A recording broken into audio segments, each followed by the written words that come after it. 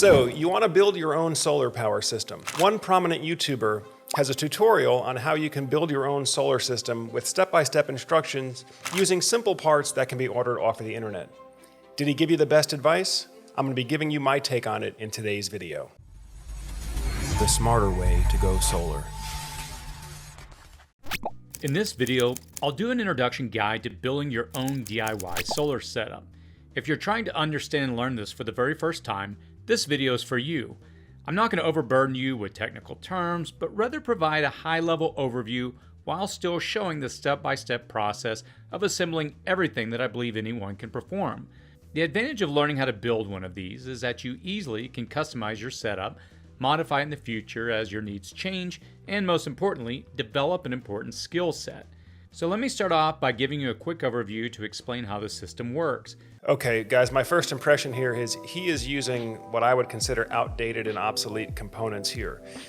He's got the solar panel makes sense, but the charge controller, the inverter, the battery. I like the idea that he's explaining what these different components do so you can understand the concept of how an off-grid solar system works. But this is basically 12-year-old technology. Current state-of-the-art solar generators, basically they integrate all three of these functions into one appliance: battery storage, DC charge control, and inverter, all on a single box, like the Bluetti AC200L that we recently reviewed. But let's continue. There are four primary components. Solar panels collect energy from the sun and then pass the energy via cables to what's called a charge controller. A charge controller regulates the energy from the solar panels that it then passes to the batteries where the energy is stored. In order to get the energy out of the battery, we need to convert it to usable electricity through a device called an inverter. This is the device that we plug into items that we want to power, such as your phones, laptops, or refrigerator. As far as connecting all of these components, there are three primary sets of cables that you can purchase that already have the proper connectors on the ends and are set up to be used in this system. Cables to connect the charge controller to the battery, cables to connect the battery to the inverter, cables to connect the solar panel to the charge controller. We will cover a few other miscellaneous items throughout this video, but at the core, that's it. Okay, now one thing I think he failed to mention here is that the purpose of the inverter is to transform low voltage DC power coming off the battery. Now in this example, he's using a low voltage 12-volt battery into high voltage alternating current power to match what our homes are wired for. Here in the US, standard homes, like a standard wall outlet, is going to be 120 volts alternating current. So that's what the inverter is doing. It's pulling low voltage DC from the battery, providing high voltage alternating current for your appliances. Now I will say though, this setup by itself is not really sufficient for home backup if you need to back up any heavy loads that need 240 volt power. But I think he's just kind of illustrating the concept here, being able to power things that would just plug into a standard wall outlet. Let's get back into it. As far as tools go, here's what you'll need: Phillips screwdriver, large and small, crescent wrench or socket wrenches. Needle nose pliers will also come in handy. Step 1. Connecting the charge controller to the battery. Let's grab our battery, charge controller, cables to connect our battery, and our small Phillips screwdriver. Please do this step before connecting the solar panels to the charge controller, as it will damage the charge controller without first connecting to the battery. If you look at this charge controller, and this is common amongst most of these devices, you'll have 6 places to plug in cables.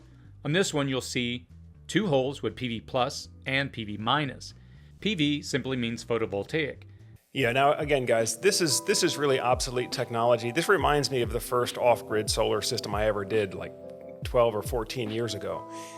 Modern solar generators include the charge controller, the battery, and the inverter into a single appliance. So you don't have to run all these different wires in between each component. But I think it's important to note that part of a solar generator's function is charge control. In other words, you have to throttle how much solar energy is allowed to come into the system, because if the battery charges too fast, or if the battery's already reached full charge and there's nowhere else for that energy to go, you've got to cut the solar power down. Otherwise, you risk overcharging and damaging the battery. This is where we'll connect solar later. The next 2 holes are what we're interested in at this step: BAT plus and BAT minus. This is where we'll connect the cables from the charge controller to, you guessed it, the battery.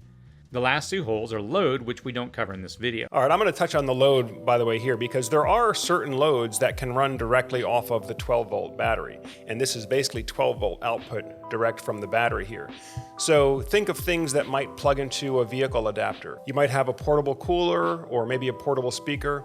Anything that would plug into a cigarette lighter adapter in your vehicle could, in theory, run off of this load outlet here, run off the 12-volt power source. But most of what he's going to be illustrating here is high voltage alternating current appliances that plug into a standard 120-volt wall outlet. Let's grab our cables to connect the charge controller to the battery. These particular cables have lugs on one end that will connect to the battery, and the other ends are stripped, which will connect to the charge controller. You will notice that these cables are both black, so you need to pay special attention to these when connecting them to the battery in order to keep the positive and negative connections correct. Okay, let's connect our two cables to the charge controller by inserting the stripped ends of the cables into the charge controller. Use your Phillips screwdriver and turn counterclockwise on both the BAT plus and BAT minus terminals, which opens a connector.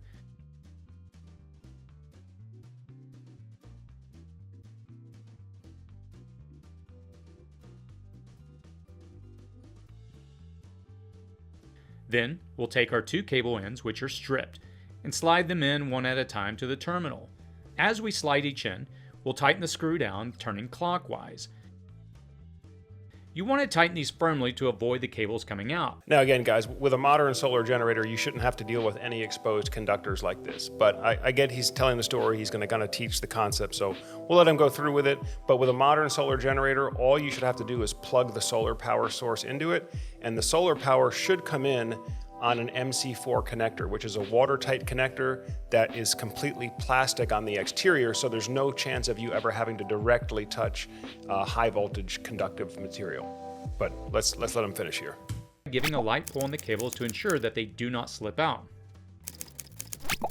Next, we'll connect the cables to the battery.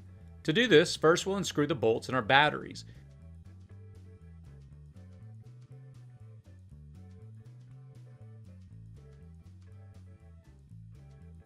Next, we'll take the negative cable and connect it to the first battery. Now before you do this, double and triple check that your negative cable is connected to the BAT minus connector on your charge controller. I then place a negative cable lug to the negative battery post and insert the bolt, tightening it down. I won't tighten it overly tight at this point, as we're going to add the inverter cable later. Finger tight at this point is fine. Now, I'll connect the positive cable to the battery using the same approach as with the negative cable. Again, let's just finger tighten down the nut.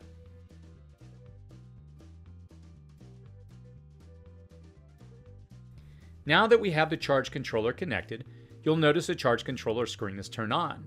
You can go through it at this time and configure settings based on your model.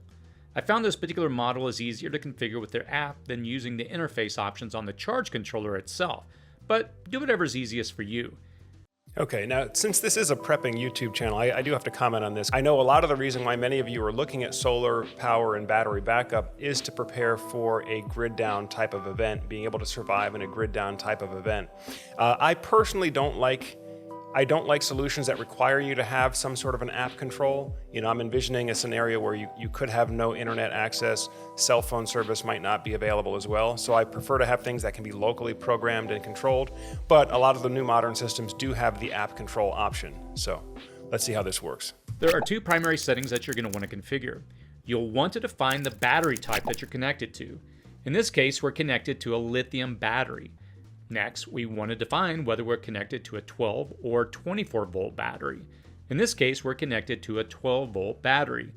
Okay, now most modern off-grid solar systems or hybrid solar systems today are actually going to be wired at 48 volts on the battery side. For example, the Solarc is a very popular off-grid or hybrid solar battery solution which operates at nominal 48 volts.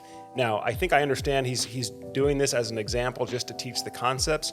12 volts is the safer voltage. You really can't electrocute yourself with 12 volts. Although if you do cross up the wires or you drop a wrench across those positive negative terminals, you are going to get some sparks and some fireworks in your face. But the voltage is low enough that even if you're touching both terminals on the battery, you're not going to electrocute yourself. The downside, though, with operating at that lower voltage means you have to use much, much thicker, much more expensive cables, because since the voltage is low, the amount of current, the amount of electron flow that you have to push through to get the same amount of power is higher. So in other words, there's this inverse relationship between current and voltage to get the same amount of power. The lower the voltage, the more current, meaning the thicker gauge wire, therefore the more expensive wire you have to use. But let's continue. This charge controller comes with a temperature sensor which can easily be plugged in. If you buy a charge controller without one, it is highly recommended that you purchase this to monitor the temperature of where you store your batteries. Additionally, this charge controller has an optional Bluetooth module that you can connect that allows you to observe the information for the charge controller through your app. This completes step 1. Step 2, connecting the charge controller to a solar panel. For this step, we're going to grab our 100-watt solar panel. You can add more panels, but for simplicity's sake, we're going to stick with one panel in this video, and extension cables with MC4 connectors on one end. Okay, so these are the MC4 connectors that I'm talking about. That's what he's going to use to plug into the solar panel end, but modern solar generators will accept input into the solar generator using an MC4 connector as well, which frankly is much safer, much more secure and weatherproof than using these exposed strip wires. But again, he's just illustrating, teaching the concept, which is fine. Let's continue. On one end that are stripped on the other end. For this step, you'll need just a small Phillips screwdriver. During the process of connecting the cables, it is important to observe the plus and minus signs on these cables that come off the solar panels when connecting to the charge controller. In order to go from the cables on the solar panels to your charge controller, you'll need the extension cables with MC4 connectors on one end and are stripped on the other end. Okay, I'll keep the solar panel out of the sun for now. Connect our extension cables to the cables coming off the solar panels that will run to the charge controller. I have 2 black cables, and that's fine, but just be careful to keep track of which is positive and which is negative. Even adding a small piece of tape on one end or writing a plus or minus sign might help a bit to keep things straight. Now, with the stripped end of the cables, I'll start with the negative end and insert it into my charge controller. Give it a slight tug to ensure it does not come out. Next, insert the positive cable into the PV plus connection and tighten it down. Now, one thing that's important when you're putting together a solar solution, whether you're doing super modular like what he's showing here, or if you're buying a factory integrated solar generator, you need to make sure you take a look at what the acceptable input voltage is for the solar. Typically, there's going to be a range of acceptable voltage. You want to make sure that the range of acceptable voltage for your charge controller or your solar generator, that matches how your solar panels are wired. If it's just a single solar panel, just look on the back of the solar panel. It'll tell you what its what's called maximum power point voltage is. It'll also say what the open circuit voltage is. And so you just want to make sure that the open circuit voltage of your solar panel or your solar panel array does not exceed what's the acceptable range for the charge controller or the generator. Otherwise, you can damage the equipment. Let's continue. Remember, we have 2 holes in our charge controller marked PV- and PV+. Again, PV is short for photovoltaic power, which is the power coming in from our solar panel. Now, let's put our solar panel into the sun and see what happens. So now our solar panel is in the sun and we're connected. As you can see on the front of the charge controller, we're showing a charge coming in. And now we're officially charging our battery. With this setup, I can view this information on my app as well, along with information on how charged the battery is. So now we're harvesting power from the sun and storing it in a battery to be used later to power appliances and devices. That's pretty cool, right? So up to this point in the video, we have confirmed our solar panel, our charge controller, and battery setup work. Now we're going to move forward in our final step to pulling power from the battery. This completes step 2. Step 3, connecting the battery to an inverter. Before we proceed to this step, we need to bring in the solar panel disconnected. When working with this system, we don't want to interact with our setup when actively pulling power from the solar panels. To do this, we'll simply disconnect the cables from the solar panels connected to the PV+ and PV- connections on the charge controller. We're also going to disconnect our charge controller from the battery. To do this, unscrew the positive bolt first on the battery and remove the positive charge controller cable. Next, unscrew the negative bolt on the battery and also remove the negative charge controller cable. Now that we've disconnected our solar panel and charge controller from the battery, let's connect our inverter to the battery. To do this, let's first connect our cable to the inverter first, not the battery first. To do this, connect the positive inverter cable to the positive inverter post, and then connect the negative inverter cable to the negative post on the inverter.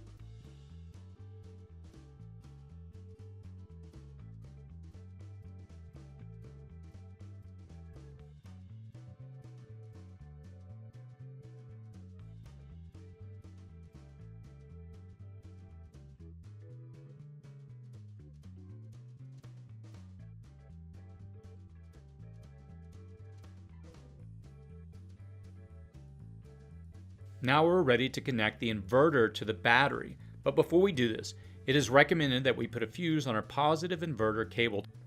I have a 2000 watt inverter, so 175 to a 200 amp fuse works just fine. I'll post a link below where I purchased mine. When connecting the fuse to the positive inverter cable, be sure that the fuse is flush with the lug. Make sure that there's no washer in between the inverter cable and the fuse. Now, bring the negative. Okay, guys, this is ugly, but again, he's illustrating the concept here. So that fuse is providing overcurrent protection, meaning that if the inverter tries to pull too much current for what that cable can handle, the fuse will melt and it'll basically disconnect the circuit so that the wire doesn't overheat and cause a fire. But again, with using current state-of-the-art equipment, current state-of-the-art solar generators, you don't have to make any of these connections manually. Literally everything is inside a box that's integrated at the factory. Again, the Blue Eddy AC200L comes to mind. That's one we recently reviewed. So the only wiring you should have to touch is the MC4 connectors coming off your solar panel. Plug that into the generator, and then everything else should work seamlessly. But again, he's illustrating the concept here. When we were doing this 12, 14 years ago, this is what we had to do. We had to piece together all these individual components on site, at the homeowner's location, wherever we were installing the system.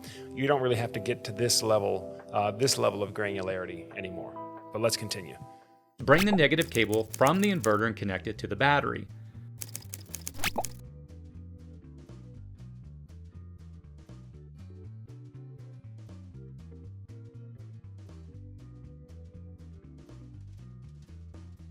Then, using the bolt on the cable that connects the fuse to the cable, place it on the positive battery terminal. It's going to spark, but this is to be expected. Yeah, the reason it sparks, by the way, when you first touch that cable to the battery terminal is because there's a surge capacitor inside the inverter, and so as soon as you connect voltage to that inverter, that surge capacitor is going to fill up as fast as it can, and that's why you see that spark. For a split second, there's a high surge current going through that wire. Let's continue. Place it on the positive battery terminal. It's going to spark, but this is to be expected. Now let's finger tighten these bolts down to allow us to test this out. We'll tighten it much tighter momentarily when we add the charge controller back on. We have completed the connection of the inverter to the battery. We can plug in devices and appliances and power them as shown here. Earlier we disconnected the charge controller, but we'll add it back now.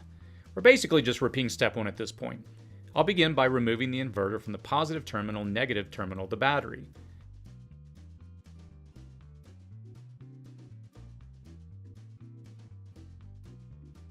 Bring the negative cable from the charge controller and connect it to the negative post of the battery, along with the lug connecting the negative cable to the inverter, and tighten down the bolt with a wrench.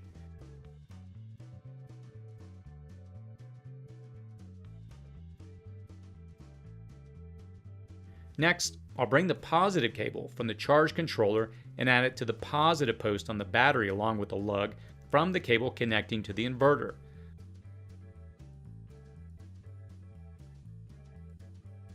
Again, I'll tighten this down with a wrench. It's important to note that when tightening the lugs on cables to the batteries that there's no washer in between the battery post and the lugs on the end of the cables. You want these lugs flush on the battery post. We do want the washers on top of the lugs, pushing them down to the battery post though. Finally, we'll connect the solar panel back to the charge controller. Yeah, I'm glad he mentioned something about that. You want to make sure that all those conductors have a flush contact between the battery terminal and the cable lugs. Otherwise, if there's a loose connection there and you start pulling significant current through that conductor, it could overheat, the terminal could melt, or in some cases could cause a fire. So it is important that those connections be made very flush. But again, this is another reason why I wouldn't advise with today's technology for you to bother piecing it all together like this. I would advise to purchase a factory integrated solar generator that includes charge controller, battery, and inverter connections already internally pre-wired for you, so you don't have to worry about all this. But let's finish out. Step 4, testing our setup. All right, it's a moment of truth. We've got solar charging the battery, so let's turn on the inverter and power some devices. Excellent. Everything is operating as expected. I've got a pure sine wave coming off the inverter, which means we can safely power our electronics and appliances. We can power most devices that you can normally power through a typical wall socket in your home, such as a TV or refrigerator. One important detail about discharging the battery: there's a level of charge that you don't want to exceed when drawing power with the inverter. You can safely discharge down to 20% of the battery's capacity under load with the inverter powering devices. If you go under 20% of the battery's capacity while you have a load on it, you can damage the battery. You can add a battery monitor to the battery to keep track of that. For this battery, it does come with a Bluetooth, and I can monitor that information in the app. All right, well, I think that was a pretty good presentation from City Prepping here. Again, this reminds me of when I first started in solar 12, 14 years ago, when this is exactly how we had to piece these systems together. But again, with today's state-of-the-art technology, a solar generator will give you the inverter, the battery, and the charge controller function already pre-built. And most of them are going to give you the option to add on additional battery modules if you want to add storage capacity to stretch out your running time.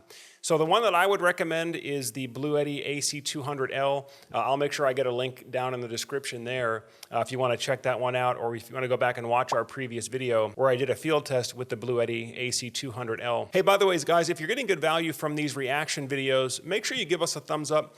And also, if there's a video that you come across that you would like Solar Surge, you would like Joe's opinion on, go ahead and post a comment below with a link to the video.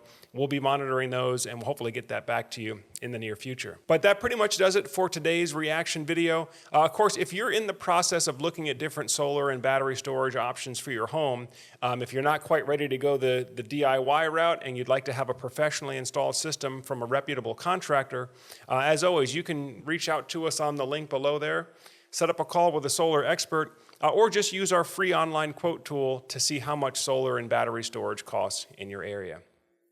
Well, I thank you all for spending some more time on the Solar Surge channel. As always, I'm Joe Ordia here, encouraging you to get prepared and be empowered. Thanks for watching, and I'll see you on the next video. All right, I hope you're getting some great value from today's video content. Now, if you would like to have your business or product or technology featured on the Solar Surge channel, we can help you do that. Feel free to use the link below to set up a call with our media team so that we can discuss your marketing goals and how Solar Surge can help you get there. Solar Surge is the leading online community in the U.S. residential solar and energy storage space. And so if you would like to have your business or product or technology introduced to our audience, we can help you do that. Again, feel free to reach out to us on the link below to set up a call with our media team or email media@solarsurge.net.